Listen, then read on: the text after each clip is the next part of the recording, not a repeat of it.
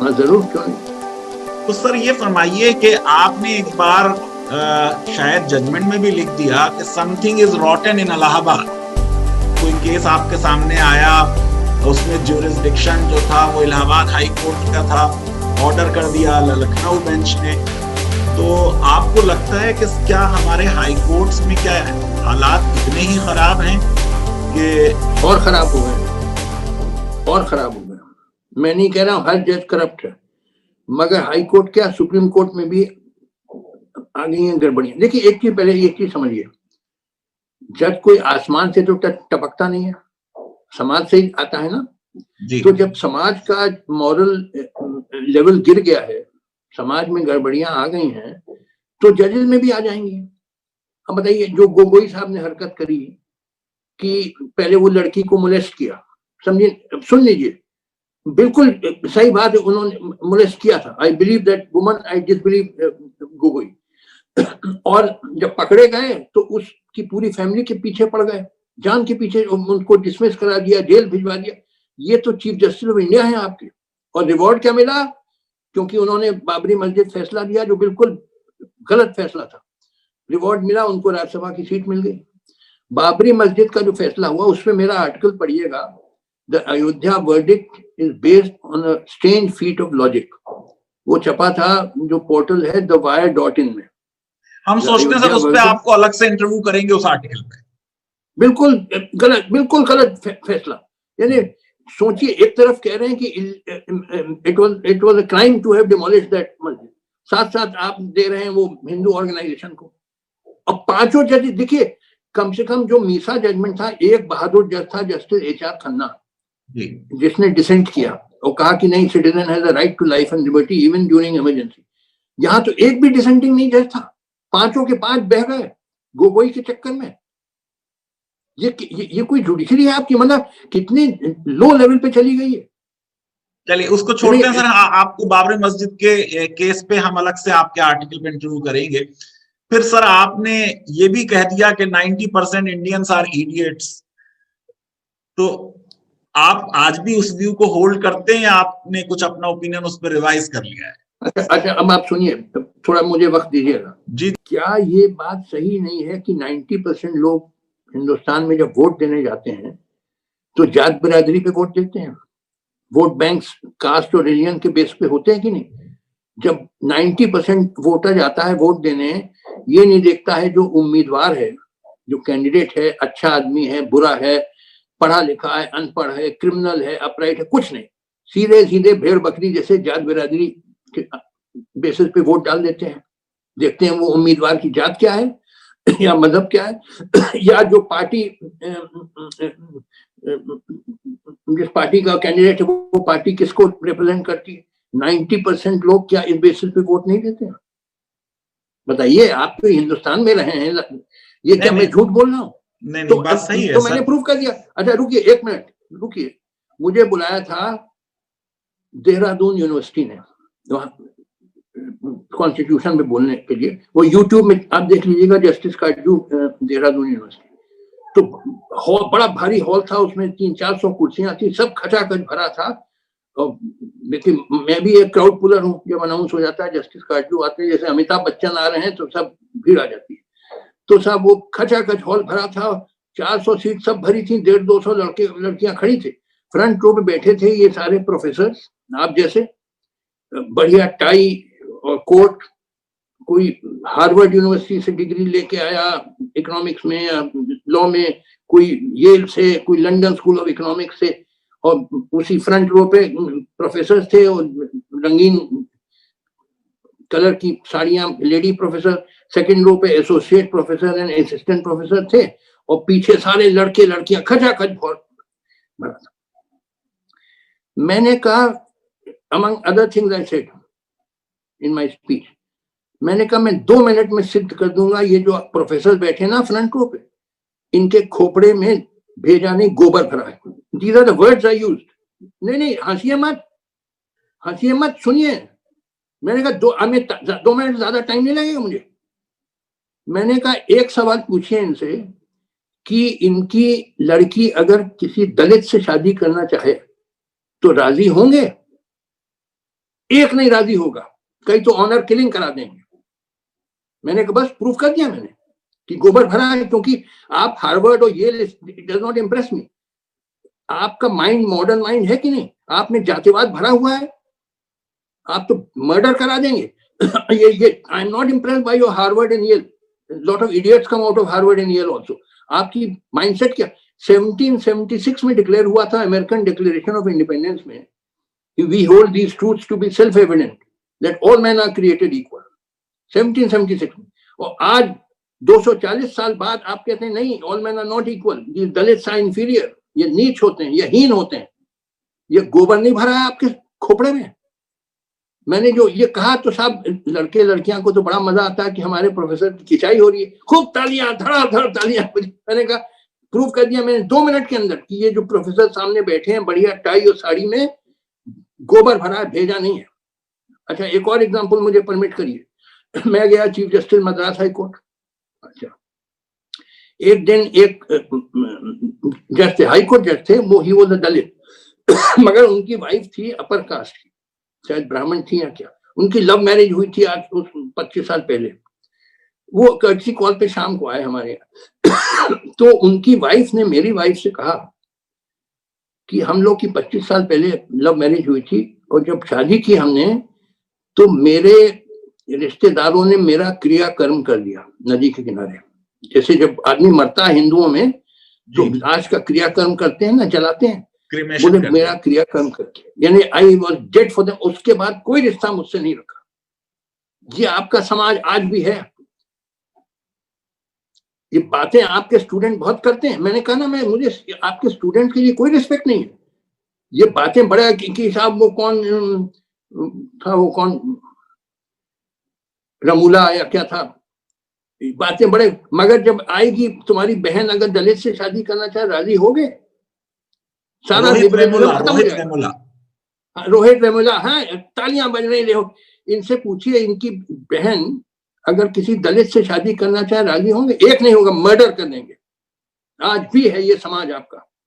तमिलनाडु में आप देखिए, गूगल पे जाइए, कितने मर्डर होते हैं अगर दलित फिजिकल फाइट्स होती हैं अमंग स्टूडेंट्स। जो यू मेड योर पॉइंट। चलिए सर, अब आपने सर ये जो अभी एविडेंस दी नीरव मोदी के मैटर में कि साहब उसको इंडिया में फेयर ट्रायल नहीं मिलेगा, आपको नहीं लगता कि इंडिया में जब कसाब को फेयर ट्रायल मिल गया तो नीरव मोदी को क्यों नहीं फेयर ट्रायल मिलेगा?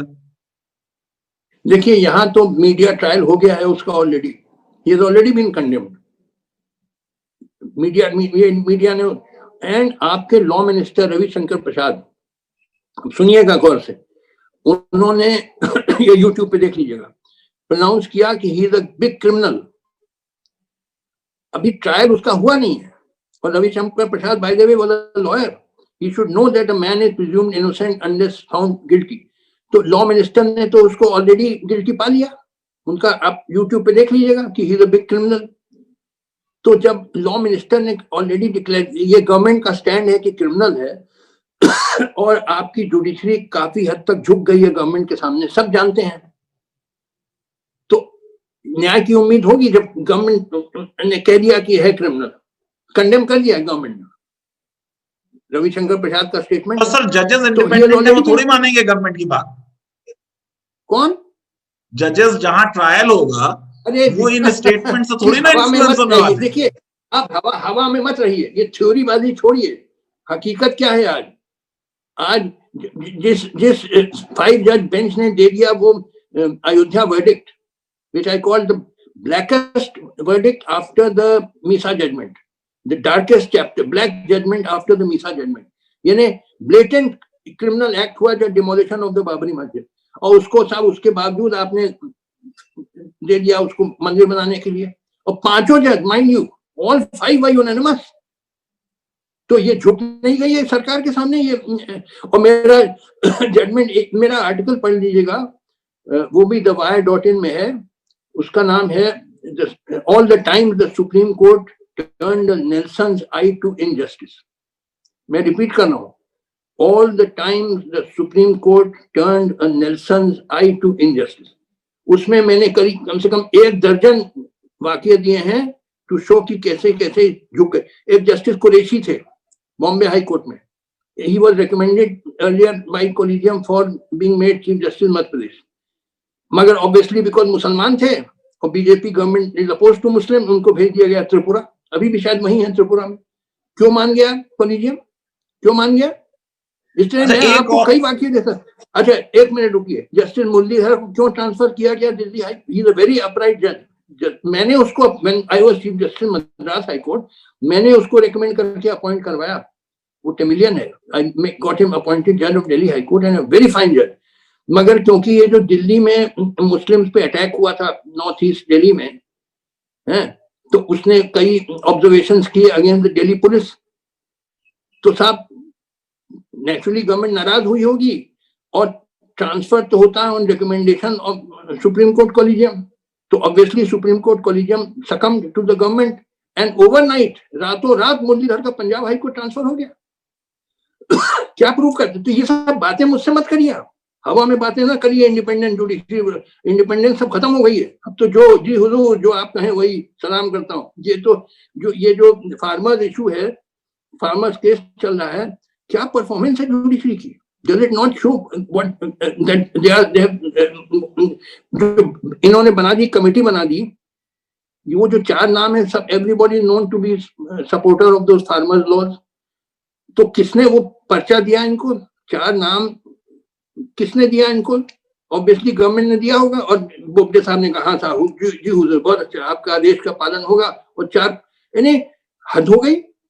जबकि चारों ने कई बार स्टेटमेंट दिया कि we are in support of the farmers law. तो एक ने तो कहा कि 40 साल के लिए हम लोग ये कानून के लिए लड़ रहे हैं इसको बनाने के लिए। उसको भी डाल दिया कमेटी में। कहां से नाम आ गए? ये किसने दिया इनको नाम?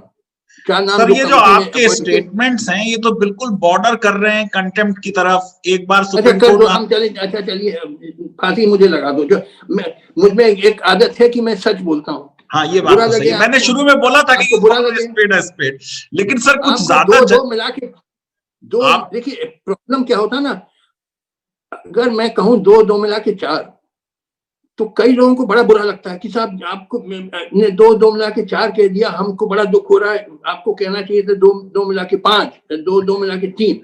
तो मैंने कहा देखो भैया, तुमको बुरा लगे या अच्छा लगे मुझे इसकी कोई परवाह नहीं। मैं जो सच्ची बात है मैं कहूंगा। तुम्हें आई एम लीस्ट बॉदर्ड। अब मैं तुम्हारा वोट नहीं मांग रहा हूँ, मैं इलेक्शन में तो लड़ता नहीं हूँ। तुम्हें खुश करने की मुझे कोई इच्छा नहीं है। जो सही बात मैं कहूंगा। अच्छा एक सर आपने और बात कही थी कि साहब जो करप्ट है उनको हैंग कर दिया जाए। तो आप जैसा सिविल लिबर्टियन जो ये बात जानता है कि डेथ पेनल्टी को सारे ह्यूमन राइट्स के एक्टिविस्ट और सपोर्टर्स अपोज करते हैं, आप इतने सख्त स्टैंड क्यों ले रहे हैं इस पे कि हैंग कर दिए? नहीं रुकिए। I am not totally opposed to death penalty. अच्छा. On the one hand, I am not a bloodthirsty person. Normally, I am not in favor of death penalty. But कुछ circumstances में death penalty बिल्कुल देनी चाहिए. Let me give you 1 or 2 examples. जैसे fake encounters है. Now, fake encounter क्या होता है कि पुलिस ने पकड़ा किसी को और कहीं ले जाके गोली मार दी और कह दिया एनकाउंटर में मारा गया, जबकि सबको मालूम है कोई एनकाउंटर नहीं था, वो तो पुलिस की गिरफ्त में था। Now, this is directly contrary to the duties of the police. Police के तो काम है to uphold the law, not become murderers. तो जो मैंने कहा कि मेरे इस पे जजमेंट है मेरा, आप देख लीजिएगा गूगल करके। मैंने कहा जब ऑर्डिनरी आदमी कोई क्राइम कमिट करे तो ऑर्डिनरी सजा होनी चाहिए, मगर अगर पुलिस वाला क्राइम करे then more severe punishment must be given because he is doing something directly contrary to his duties. तो कई चीजें हैं जिसमें, जैसे ये ऑनर किलिंग है। ऑनर किलिंग क्या है? 2 लोग, लड़का लड़की में इश्क हो गया। अब जैसे फॉर एग्जांपल ये वेस्टर्न यूपी में अगर कोई जाट लड़की किसी दलित लड़के या मुस्लिम लड़के से इश्क करे और शादी करना चाहे तो अक्सर मार डालते हैं, अक्सर मार, ऑनर किलिंग। तो मैंने कहा इन केसेस में डेथ सेंटेंस होनी चाहिए, mandatory. It comes within the category of rarest of rare cases. इसमें कोई रहम नहीं करना, क्योंकि you have to crush feudalism. सबसे बड़ा दुश्मन इस देश का है सामंतवाद। सामंती सोच, feudalism which takes the form of casteism and communalism, उसको क्रश करना, उसमें कोई फ्रीडम नहीं मिलनी चाहिए। Too much freedom is also bad. हर चीज में आजादी के फेवर में मैं नहीं हूं। तो death sentence certain category of cases में बिल्कुल होनी चाहिए। और देखिए ये जो डॉक्ट्रिन से सेटिस्फाइड, देखिए ये जो, देखिए सुन लीजिए, अब 2 मिनट और टाइम दीजिए मुझे। ये पूरी पॉलिटिक्स चलती है हिंदुस्तान में कास्ट और रिलीजन के बेसिस पे, 90% कम से कम है, वोट बैंक पॉलिटिक्स।